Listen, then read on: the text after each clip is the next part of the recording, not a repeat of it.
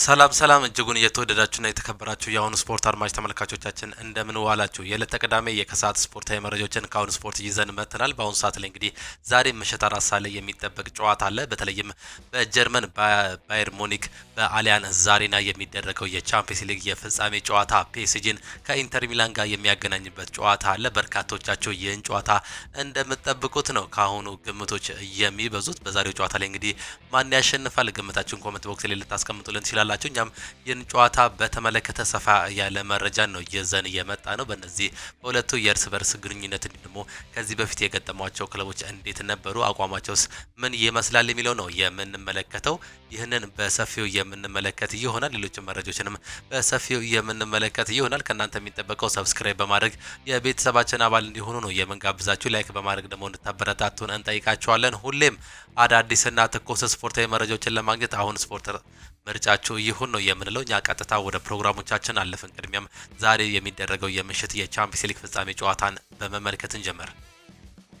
በምሽቱ የቻምፒየንስ ሊግ ፍጻሜ ጨዋታ ሁለት የጨዋታ ስልት ባላቸው ቡድን መካከል ትልቅ ታክቲካል ፍልሚያም ይጠበቃል። ፒኤስጂ የመጀመሪያ የቻምፒየንስ ሊግ ዋንጫውን በማሸነፍ ወርቃማ ታሪክ ለመስራት አልመው ወደ ሜዳም ይገባል። የአሰልጣኝ ሲሞኔ ኢንዛጊዮ ኢንተር ሚላን በ3 ዓመታት 2 ጊዜ የቻምፒየንስ ሊግ ፍጻሜ ያደረገም ክለብ ያደርጓል። ኢንተር ሚላን ከ2 ዓመታት በፊት የፍጻሜ ጨዋታውን ሲያደርግ የነበረው አብዛኛው የቡድን ስብስብ መኖሩን ተከትሎ የልምድ ጠቃሚ ሊሆን ይችላል እየተባለም ነው የሚገኘው። የዛሬ ምሽት የፍጻሜ ጨዋታ የፈረንሳይ እንዲሁም ደግሞ የጣሊያን ቡድኖች የሚያደርጉት የሁለቱ ቻምፒየንስ ሊግ ፍጻሜ ጨዋታም ያደርጓል። ከዚህ በፊት ማርሴይ ከኤሲ ሚላን ሙኒክ ላይ በፍጻሜ ተገናኝተው ዋንጫውን የፈረንሳዩ ክለብ ማርሴይ መውሰድም ችሏል። የሙኒኩ በሚካሄዱበት የፍጻሜ ጨዋታ ዋንጫውን የወሰዱ በታሪክ ለመጀመሪያ ጊዜ ዋንጫውን ያሳኩ ክለቦች ናቸው። ምናልባት ዛሬም ደግሞ ፒኤስጂ ይህን ታሪክ እየሰራ ይሆን የምንመለከት ነው የሚሆነው። ብቸኛው እንግዲህ የፈረንሳይ ክለብ ኦሎምፒክ ዴ ማርሴይ መሆኑ ይታወቃል።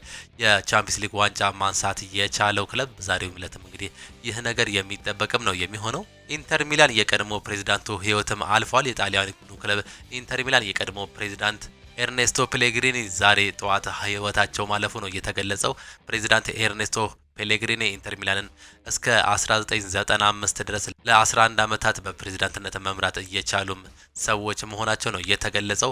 ማርኪኒዮስ አሁን ጊዜው ደርሷል ሲል ነው የተናገረው። የፒኤስጂው አምበል የሆነው ማርኪኒዮስ ቡድናቸው የአውሮፓ ቻምፒየንስ ሊግ ዋንጫን የማሸነፍበት ጊዜ መድረሱን ነው የገለጸው። አሁን ጊዜው ደርሷል፣ ፍጻሜውን ማሸነፍንም ደግሞ ዋንጫውን ወደ ቤታችን መውሰድ የኛ ኃላፊነት ነው ሲል ካፒቴኑ ተናግሯል። ለተፈጠረው ነገር ሁሉ ተዘጋጅተናል የሚለው ማርኪኒዮስ ሁለት የፍጻሜ ጨዋታዎችን ተጫውቻለሁ፣ ሁለተኛ አጋጣሚ እንዲያልፈኝ አልፈቅድለትም ሲል ነው የተናገረው። በሁለት አጥቂዎች እንደምንጫወተው እናውቃለን፣ ሰርተንበታለን። በዚህ ዓመት ተመሳሳይ ቡድኖችን እንገጥመናል። ሁለት አጥቂዎች ሲሆኑ ምን ማድረግ እንዳለብን እናውቃለን ሲል ካፒቴን ማርኪኒዮስ በትላንትናው ዕለት ሀሳቡንም የሰጠው ተጫዋች ነው።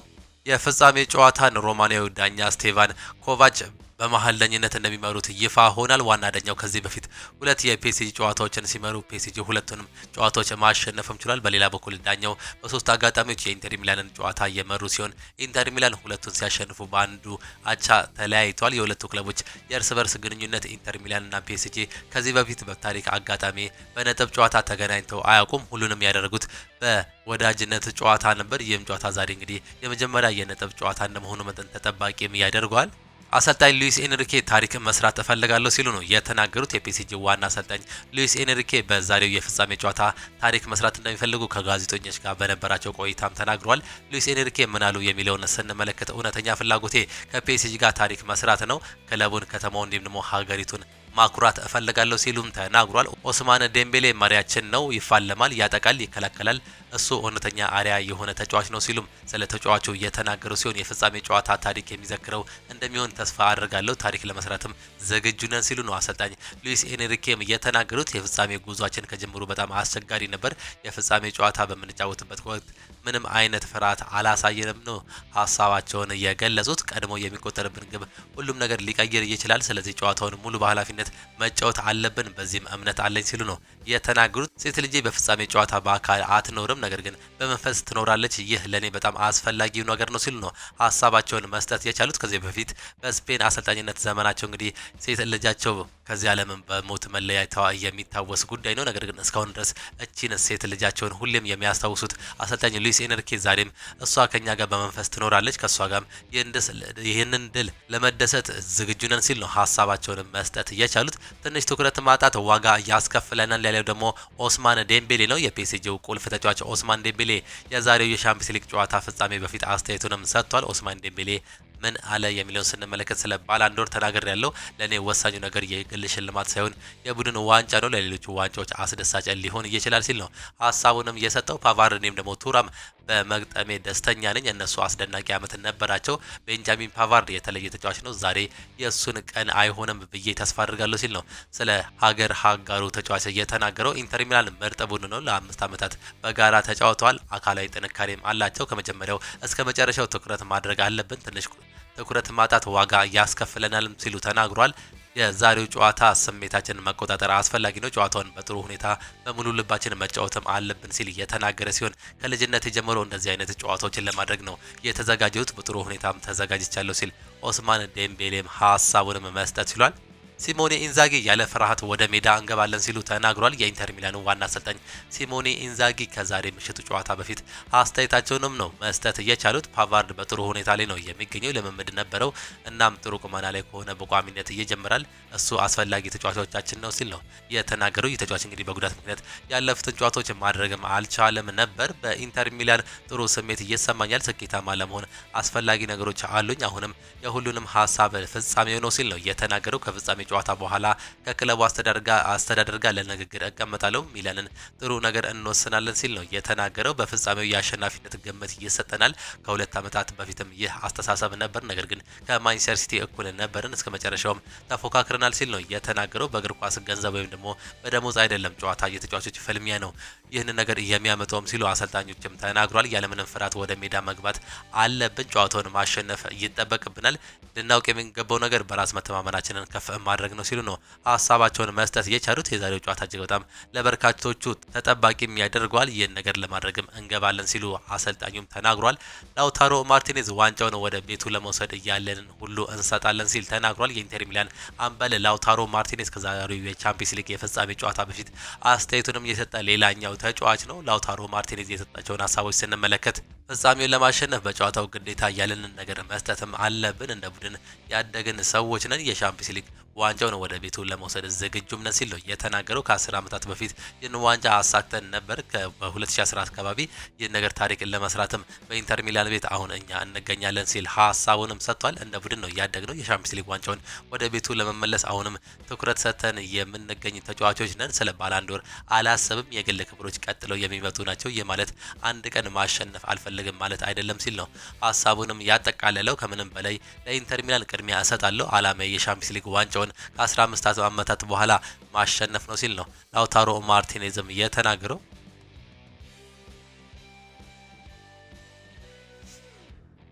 ዛሬ ዓለም ሁሉ ወደ ሙኒክ አይኑን የሚያቀናበት ጨዋታም አለ። ዛሬ በአውሮፓ ቻምፒየንስ ሊግ የፍጻሜ ጨዋታ አንድ ያክል ጨዋታ ይደረጋል። በዚህ ጨዋታ ላይ እንግዲህ ፒኤስጂን ከኢንተር ሚላን የሚያገናኘው የ2024/25 የአውሮፓ ቻምፒየንስ ሊግ የፍጻሜ ጨዋታ ዛሬ ምሽት ላይ የምንመለከት ይሆናል። ምሽት 4 ሰዓት ላይ በሚጀምረው ጨዋታ ፒኤስጂ ከኢንተር ሚላን ተጠባቂው ጨዋታ ነው። ከዚህ በፊት እንግዲህ ፒኤስጂ አርሰናልን እንዲሁም ደግሞ ኢንተር ሚላን ደግሞ ባርሴሎናን ጥለው ለፍጻሜ መድረሳቸውን ተመልክተን ነበር። በተለይም የኢንተር ሚላንና የባርሴሎናን ጨዋታ በርካቶቻችን እናስታውሳለን። ሁለቱም የደርሶ መልስ ጨዋታ የባርሴሎና ስቴዲየም ላይ የተደረገው እንዲሁም ደግሞ በሳንሲሮ ጁሴፔ ሜዛ ስቴዲየም በተደረገው ጨዋታ እጅግ በጣም አስገራሚ የፍጻሜ ጨዋታ የሚመስልን አስመልክተውን ነበር። ዛሬ ደግሞ እነዚህ ሁለቱ ክለቦች ተገናኝተው የፍጻሜ ጨዋታውን ያደርጋሉ። በእርግጥ ከዚህ በፊት በተደረገው የኢንተር ሚላንና የባርሴሎና ጨዋታ በርካቶች የጨዋታ የፍጻሜ እንጂ የግማሽ ፍጻሜ አይመስልም፣ ይህንን ጨዋታ በፍጻሜ መመልከት ነበረብን ሲሉ ነው እየገለጹ የሚገኙት። ዛሬ ደግሞ ፒኤስጂ ከኢንተር ሚላን ያን የመሰለ ጨዋታ ያስመለከተን ይሆን አጠያያቂም ይሆናል። ፒኤስጂ በታሪክ እንግዲህ ለመጀመሪያ ጊዜ ይህን ዋንጫ ለማንሳት እየሰሩም ይገኛሉ። ከ1974 በኋላ የተመሰረተው ፒኤስጂ በዚህ ዓመት እንግዲህ ለሁለተኛ ጊዜ በቅርብ ዓመታት ውስጥ ለፍጻሜም ደርሷል። ነገር ግን እስካሁን ድረስ ምንም አይነት የዋንጫ ሪከርድ ወይም ደግሞ ታሪክ የለውም። ኢንተር ሚላኖች ከዚህ በፊት በርካታ ጊዜ ለዋንጫ እንደደረሱ ነው መመልከት እየቻሉ። ባለፉት 3 ዓመታት ውስጥም እንግዲህ ለሁለተኛ ጊዜ ነው ይህንን ዋንጫ ለማንሳት የሚፎካከሩት። ከዚህ በፊት ባደረጉት ጨዋታ ከማንቸስተር ሲቲ ጋር በተደረገ ጨዋታ 1-0 በሆነ ጠባብ ውጤት ተሸንፈው ዋንጫውን ማጣታቸው የሚታወስ ጉዳይ ነው። በአሁኑ ሰዓት ደግሞ ይህንን ዋንጫ ድጋሚ እንግዲህ ደርሰውበታል። ይህን ዋንጫ ለማንሳት ከፒኤስጂ ጋር የሚፋጠጡም ይሆናል። የዚህ ዓመት የፒኤስጂ ውጤት እንዲሁም ደግሞ ፐርፎርማንስ እጅግ በጣም አስገራሚ መሆኑን ነው መመልከት እየቻለው። በተለይም ጋላክቲኮ የሚባለውን ክለብ በመበተን አዳዲስ ተጫዋቾችን በማምጣት የሰሩት እጅግ በጣም አስገራሚ ቲም በዚህ ዓመት እንግዲህ ጥሩ ደረጃን ማሳየትም ችሏል። ከዚህ በፊት እነ ኔይማር ጁኒየር፣ ኪሊያን ምባፔ እንዲሁም ደግሞ ሜሲን ያካተተው ይህ ቲም በዚህ ደረጃ ላይ መድረስ አልቻለም ነበር። ነገር ግን በዚህ ሰዓት ላይ እጅግ በጣም አስገራሚ በሆነ ሁኔታ ከማራኪ የእግር ኳስ ጨዋታ ጋር ነው ወደ ፍጻሜ የአውሮፓ ቻምፒየንስ ሊግ መድረስ የቻሉት። በአሁኑ ሰዓት ላይ ይህን ዋንጫ የሚያነሱ ከሆነ በአመቱ 3ኛው ዋንጫቸው ወይም ደግሞ ትሪፕል ዋንጫ የማንሳት እድላቸውም ይኖራል። ፒኤስጂ ከኢንተር ሚላን በባየር ሙኒክ አሊያንዝ አሬና በሚደረገው ጨዋታ የሚጀምር ነው የሚሆነው። የጨዋታ ምሽት 4 ሰዓት ላይ ይጀምራል። እነዚህ ሁለቱ ክለቦች በአጠቃላይ 5 ጊዜ የተገናኙ ሲሆን ፒኤስጂ 3 ጊዜ ማሸነፍ ችሏል። ኢንተር ሚላን 1 ጊዜ ያሸነፈ ሲሆን አንዱን በአቻ ውጤት ነው ማጠናቀቅ የቻሉት። ለመጨረሻ ጊዜ በወዳጅነት ጨዋታ ነበር መገናኘት የቻሉት በክረምቱ 2023 ማለት ነው። በዛ ጨዋታ ላይ 2-1 በሆነ ውጤት ኢንተር ሚላን ነበር ማሸነፍ የቻሉት። ብቸኛውንም የማሸነፍ ሪከርድ ያለው ኢንተር ሚላን በዚህ ጨዋታ ላይም ነበር። በዛ ጨዋታ ላይ ቪቲኒያ ብቸኛውን ጎል ፒኤስጂዎች ቢያስቆጥርም ስፕሪቶ እንዲሁም ደግሞ ሴንሲ ጎሎችን በማስቆጠር ማሸነፋቸውን ተመልክተን ነበር ከዚህ በፊት በተደረጉ ጨዋታዎች ማለት ነው። ከዛ በፊት የተደረጉትን አንዱን አቻ ተከታታይ 3ቱን ደግሞ ፒኤስጂዎች ማሸነፍም ችሏል። በአውሮፓ ቻምፒየንስ ሊግ እነዚህ ሁለቱ ክለቦች ባደረጓቸው ጨዋታዎች ምን ያክል ጨዋታ አሸነፉ፣ ምን ያክል ጨዋታ አቻ ወጡ የሚለውን ስንመለከት ፒኤስጂ 10 ጨዋታዎችን አሸንፎ 5 ጨዋታዎች ሽንፈት አስተናግዷል። አንዱን ደግሞ በአቻ ውጤት ነበር ማጠናቀቅ የቻለው። በዛ ጨዋታም እንግዲህ ይህንን ነገር አድርጎ ወደ ፍጻሜ መድረስም ችሏል። ኢንተር ሚላኖችን ስንመለከት 10 ጨዋታ አሸንፈው 3ቱን በአቻ ውጤት አንዱን ደግሞ በሽንፈት ነው ማጠናቀቅ የቻሉት። በተለይም ኢንተር ሚላኖች አንዱን እጅግ በጣም ሶሊድ የሚባል የዲፌንስ ተከላካይ ስፍራ መስመርም አላቸው። በ3-4-3 አሰላለፍ የሚጠቀመው ሲሞኔ ኢንዛጊው ኢንተር ሚላን በዚህ ዓመት በአውሮፓ ቻምፒየንስ ሊግ አንድ ሽንፈት ብቻ ነው ማስተናገድም እየቻለው። በአውሮፓ ቻምፒየንስ ሊግ የግማሽ ፍጻሜ ጨዋታ ባርሴሎና እንዲሁም ደግሞ በሩብ ፍጻሜ ጨዋታ ባየር ሙኒክን ነበር ጥለው ማለፍም የቻሉት። ከዛ በፊት ከፌኖርድ ጋር ያደረጉትንም ጨዋታ ማሸነፍ ችለው ነበር። አንድ ሽንፈት ያስተናገዱት እንግዲህ በምድብ ጨዋታ ላይ እንደነበር ነው መመልከት የቻለው። ባየር ሙኒክን በአጠቃላይ ውጤት 4-3 በሆነ ውጤት አሸንፈው ማለፍም ችሏል። ከሜዳቸው ውጪ በዚህው ስቴዲየም በአሊያንዝ አሬና ስቴዲየም ነበር 2-1 በሆነ ውጤት አሸንፈው ማለፍም የቻሉት። ያን ጨዋታ በርካቶቻችን እንደምናስታውሰው እጅግ በጣም አስገራሚ ጎል ላውታሮ ማርቲኔዝ የመጀመሪያውን ጎል በማስቆጠር እንግዲህ መምራትም ችለው ነበር። ከዛ በኋላ ቶማስ ሙለር ተቀይሮ ገብቶ በ85ኛው ደቂቃ ላይ ቢያስቆጠርም ዴቪድ ፍራቴሲ ሁለተኛውን ጎል በማስቆጠር እንግዲህ የአሸናፊነት ውጤቷን ማስመዝገብም ችሎ ነበር። በዛ ጨዋታ ላይ እጅግ በጣም አስገራሚ ውጤትንም ተመልክተን ነበር። እንዲሁ ደግሞ በአውሮፓ ቻምፒየንስ ሊግ የግማሽ ፍጻሜ ጨዋታ ባርሴሎና ላይ በተደረገ ጨዋታ 3-3 በሆነ ውጤት ማጠናቀቅ ችሎ ነበር። በተለይም የመልሱ ጨዋታ በሳንሲሮ ጁሴፔ ሜዛ በተደረገው ጨዋታ እንግዲህ እጅግ በጣም በርካቶችን ሳቢ ጨዋታ እንዲሉ ያደረጋቸው እንዲሁም ደግሞ የጎል ዝናብ በዘነበበት ጨዋታ ላይ በመጀመሪያዎቹ 45 ደቂቃዎች 2-0 ሲመሩ ቆይተው ነበር። በላውታሮ ማርቲኔዝ እንዲሁም ደግሞ ሀካን ቻናላግሉ ጎሎች እንግዲህ 2-0 ሲመሩ ቢቆዩም በሁለተኛው አጋማሽ ባርሴሎና እጅግ በጣም ተለውጦ በመምጣት በኤሪክ ጋርሺያ፣ ዳኒ ኦልሞ እንዲሁም ደግሞ ራፊኒያ ጎሎች እስከ 87ኛው ደቂቃ ላይ 3 ጎሎችን በማስቆጠር 3-2 መምራት ቻሉ። በርካቶች ይህንን ውጤት ሲያዩ ባርሴሎና አለፈ ብለው ደምድመው እንደነበር ነው በርካቶች ሀሳባቸውን መስጠት የቻሉት። ከዛ በኋላ ግን በካንሰር ሲሰቃይ የነበረው በዚህ ዓመት ድንቅ አቋሙን እያሳየ የሚገኘው የ37 ዓመቱ አቼሬቢ በ90+3 ላይ ከዴምፍሪስ የተሻገረለትን ኳስ በማስቆጠር አቻ መሆንም ቻሉ። በዚህ ሰዓት ላይ እንግዲህ ያልተጠበቀ ውጤት ነበር ለበርካቶች መሆን የቻለው። ከዛ በኋላ ዴቪድ ፍራቴሲ እንዲሁ ባየር ሙኒክ ላይ የአሸናፊነት ጎል ያስቆጠረው ተጫዋች እንዲሁ በኤክስትራ ታይም ማለትም በጭማሪ ሰዓት ላይ ባገኘው አጋጣሚ አራተኛ ጎሉን በማስቆጠር 4-3 በሆነ ውጤት ማሸነፍም ቻሉ። የበርካቶች እንግዲህ የሚያስታውሱት እጅግ በጣም አስገራሚው ጨዋታ ነው። በጨዋታው ላይ ባርሴሎናዎች አጠቃላይ 22 ሙከራዎችን አድርገው 10 ኦን ታርጌት ነበሩ። ከዛ በኋላ የኢንተር ሚላኖችን ስንመለከት 13 ሙከራዎችን አድርገው ሰባቱ ናቸው ወደ ኦን ታርጌትነት መቀየር የቻሉት። ከሰባቱ አራቱን በማስቆጠር ወደ ፍጻሜ ማለፋቸውን ተመልክተናል። በረኛው ያን ሶመር በጨዋታው ላይ እንግዲህ ላሚን ያማል ኳሶችን ሲያደን እጅግ በጣም በርካቶችን እንግዲህ እንዲያስታውሱት በማድረግ ነበር ምሽቱን ማሳለፍ እየቻለው። በዛሬ ጨዋታ ላይ እጅግ በጣም ሶሊድ መከላከል እንዲሁም ደግሞ ማጥቃት ባለው ፒኤስጂ ጋር የሚገጥም ነው የሚሆነው። ፒኤስጂ የመስመር አጥቂዎች እንዲሁም ደግሞ የመስመር ተከላካዮች እጅግ በጣም አስፈሪ መሆናቸው ይታወቃል። በተለይም ኦስማን ዴምቤሌ ከባርሴሎና ከለቀቀ በኋላ በፒኤስጂ በዚህ ዓመት በ2025 በርካታ ጎሎችን ያስቆጠረም ተጫዋች ነው። እንዲሁ ደግሞ ከናፖሊ ወደ ፒኤስጂ የሄደው ክራቨስኬሊያም ሌላኛው አስፈሪ አጥቂ መሆኑን ነው መመልከት እየቻለው። በሮቴሽን የሚያጫውታቸው ዲዜሬ ዶዌ እንዲሁም ደግሞ ብራድኪው ባርኮላ በፒኤስጂ ቤት ሌላኛው ጠንካራ የፊት አጥቂ መሆናቸውን ተመልክተናል። በአማካይ ቦታ ላይ በቪቲኒያ የሚመራው የአማካይ ስፍራ በዣኦ ኔቬዝ እንዲሁም ደግሞ በስፔኒያው የአማካይ ስፍራ ተጫዋች እንግዲህ ጠንክሮ መሀል ሜዳውን የበላይነት በመውሰድ እንደሚጫወቱ ነው መመልከት እየቻለው። በተከላካይ ቦታ ላይ በማርኪኒዮስ የሚመራው የተከላካዩ ስፍራ በአሽራፍ ሀኪሚ እንዲሁም ደግሞ ኑኖ ሜንዴዝ እጅግ በጣም የጠነከረ የተከላካይ ስፍራን መመልከትም ችለናል። እነዚህ ሁለቱ ክለቦች በአሁኑ ሰዓት ላይ የመስመር ተከላካዮቻቸው እጅግ በጣም ከባድ እንደሆኑ ነው በዚህ ዓመት መመልከት እየቻለው። አሽራፍ ሀኪሚ እንዲሁም ደግሞ ኑኖ ሜንዴዝ በፒኤስጂ በኩል የሚጠቀሱ ተጫዋቾች ሲሆኑ በኢንተር ሚላን በኩል በዊንግ ባክነት የሚያገለግሉት ዲማርኮ እንዲሁም ደግሞ ዴምፍሪስ እነዚህ ሁለቱ የዊንግ ባክ ተጫዋቾች በማጥቃትም እንዲሁም ደግሞ በመከላከል ረገድ እጅግ በጣም ጥሩ አቋማቸውን እያሳዩ ይገኛሉ። ባስቶኒ አቼሬቢ እንዲሁም ደግሞ ፓቫርድ የመሀል ተከላካይነትን ስፍራ በመያዝ ነው የሚጫወቱት።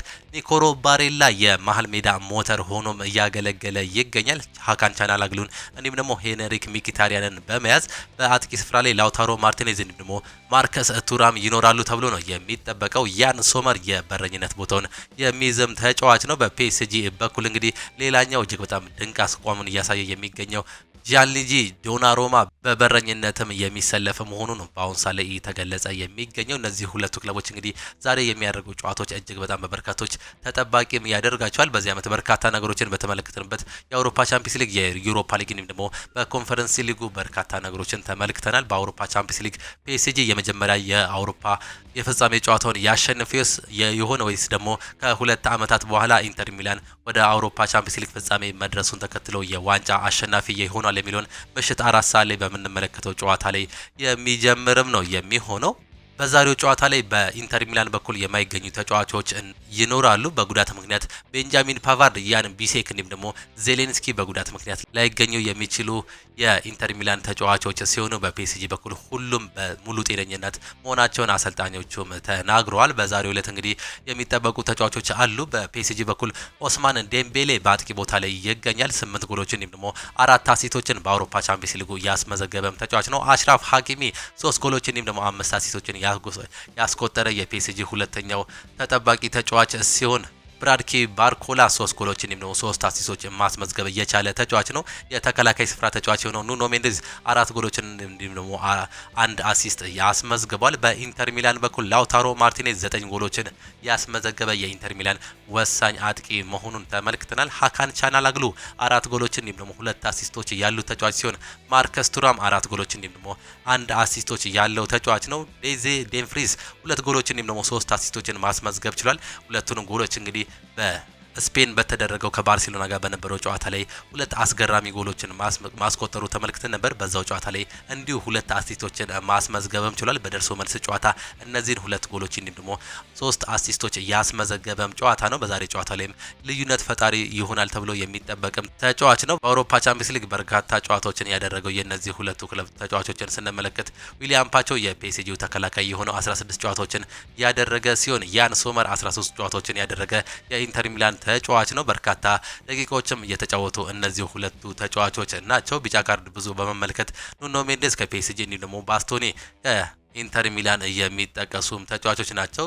ዘኦልደስት ወይም ደግሞ እድሜያቸው ከፍ ያለ ተጫዋች ስንመለከት በፒኤስጂ በኩል ማርኪኒዮስ ነው። 31 ዓመቱ ነው ገና የተከላካይ ስፍራ ተጫዋች። በኢንተር ሚላን በኩል ስንመለከት ደግሞ አቼሬቢ ይገኛል። 37 ዓመቱ ነው። ይህ ተጫዋች እንግዲህ ታሪኩን ባለፈው ጨዋታ ላይ በባርሴሎና ጨዋታ ላይ የራሱን ታሪክ እንግዲህ መስራቱንም ተመልክተን ነበር። ከካንሰር ማገገም እስከ አውሮፓ ቻምፒየንስ ሊግ ፍጻሜ ማድረስ ድረስ እንግዲህ የራሱን ታሪክ የሰራ ተጫዋች መሆኑን ነው መመልከት የቻለው። እጅግ በጣም የሚያስገርመው የዚህ ዓመት እድል የሚገርመው እንግዲህ ፒኤስጂዎች በዚህ ዓመት ለመውረድ እጅግ በጣም ከጫፍ መድረሳቸውን ተመልክተንም ነበር። በዚህ ሰዓት ላይ እንግዲህ በአውሮፓ ቻምፒየንስ ሊግ ፍጻሜ ላይ እየደረሱ እንጂ በምድብ ጨዋታ 15ኛ ደረጃ ላይ ነው ማጠናቀቅ የቻሉት። ፓሪስ ሰን ጀርሜን ካለፉት 8 ጨዋታዎች አራቱን አሸንፎ በአንዱ አቻ ወጥቶ በሶስቱ ሽንፈት አስተናግዶ ነበር 15ኛ ደረጃ ላይ በማጠናቀቅ ወደ ቀጣዩ ዙር ማለፍ መቻሉን መመልከትም የቻለው። ኢንተር ሚላኖችን ደግሞ ስንመለከት 4ኛ ደረጃ ላይ ይዞ ነበር ማጠናቀቅ የቻሉት። ሊቨርፑል አንደኛ፣ ባርሴሎና ሁለተኛ እንዲሁም ደግሞ አርሰናል ሶስተኛ ሆኖ ቢያጠናቅቁም ኢንተር ሚላን 4ኛ ደረጃ ላይ በመያዝ እንግዲህ አጠናቁ ነው ወደ ቀጣዩ ዙር ማለፍ የቻለው። በአሁኑ ሰዓት ላይ የአውሮፓ ፍጻሜ ጨዋታ ላይ መድረስም ይችላል። ፒኤስጂ 15ኛ ላይ እንደነበር ነግረናቸዋል። ባርሴሎና እንዲሁም ደግሞ አርሰናል ደግሞ የግማሽ ፍጻሜ ተፋላሚ እንደነበሩ ነው መመልከት የቻለው። ሁለተኛ እንዲሁም ደግሞ ሶስተኛ ደረጃ ላይ በመቀመጥ የነበሩት ሊቨርፑል ምድብ ጨዋታ ላይ ወድቀው እንግዲህ መሰናበታቸውን ተመልክተንም ነበር። የአውሮፓ ቻምፒየንስ ሊግ የፍጻሜ ጨዋታ ዛሬ እጅግ በጣም ተጠባቂ ያደርጓል። በዚህ ጨዋታ ላይ ማን ያሸንፋል የሚለው በርካቶቻችሁን እንግዲህ ግምት ውስጥ እያስገባም ይገኛል። በዚህ ጨዋታ ላይ ማን ያሸንፋል ግምታችሁን ልታስቀምጡልን እንደምትችሉም ነው ካሁኑ ልንገልጽላችሁ የምንወደው የተወደዳችሁና እየተከበራችሁ አድማጮቻችን። ፒኤስጂ ከኢንተር ሚላን ማን ያሸንፋል ግምታችሁን ኮመንት ቦክስ ላይ አጋሩን። እኛም ትክክለኛውን ግምት ለሚያስቀምጡ ወይም ደግሞ ትክክለኛውን የጨዋታ ውጤት ለሚያስቀምጥልን አድማጭ ተመልካቾቻችን የተለያዩ የሽልማት እድሎችን ማምጣትም ችለናል። በዚህም እንግዲህ ሁላችሁም ድል እንዲቀናችሁ ወይም ደግሞ እድል እንዲቀናችሁ ነው የምንጋብዛችሁ። እኛ ግን ቀጥታ ወደ ሌሎች ፕሮግራሞቻችን ነው የምናልፈው። የተወደዳችሁና የተከበራችሁ የአሁኑ ስፖርት አድማጭ ተመልካቾቻችን ለዛሬ የነበረን ስፖርታዊ መረጃዎቻችን ይህንን ይመስሉ ነበር። ፕሮግራሞቻችንን እንዴት አያችኋቸው? ሀሳብ አስተያየታችሁን ኮሜንት ቦክስ ላይ ልታጋሩን ትችላላችሁ። እኛም እንግዲህ የዛሬ ፕሮግራሞቻችን ይህንን ይመስሉ ነበር። በነገው ጨዋታ ፕሮግራሞቻችን የዛሬውን የቻምፒየንስ ሊግ ፍጻሜ ጨዋታ በሰፊው እንመለከታለን። እንዲሁም ደግሞ የዝውውር መረጃዎችን በሰፊው የምንመለከት ነው የሚሆነው። እስከዛው ግን ቻው ቻው፣ መልካም ጊዜ፣ መልካም ምሽት ይሁንላችሁ።